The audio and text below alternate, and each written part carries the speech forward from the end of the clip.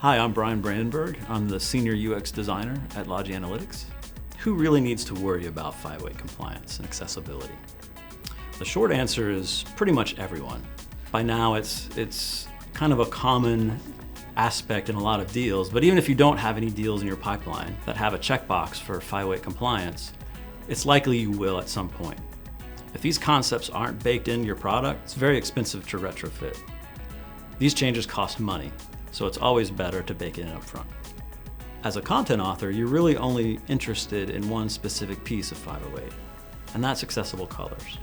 As an application developer, you need to be concerned about the entirety of 508, keyboard accessibility, screen reader support, and the rest. What looks good is very subjective, and it's usually in conflict from what's accessible.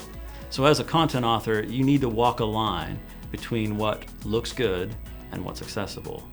Now, our product has a lot of color accessible palettes that you can choose from out of the box, but these won't always get you what you need.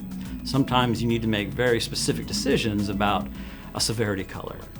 It needs to be red, warning, it needs to be orange. How do you make sure that these custom colors are accessible? One thing you can do is just use grayscale. When you take hue out of the equation, you're left with brightness. That brightness value should have distinction across your series. If you can't tell it apart from grayscale, chances are it's not an accessible palette.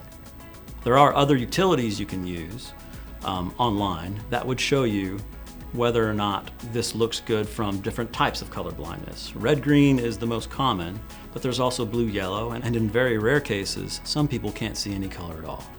There are utilities online that can simulate what it's like to view a UI as if you're colorblind.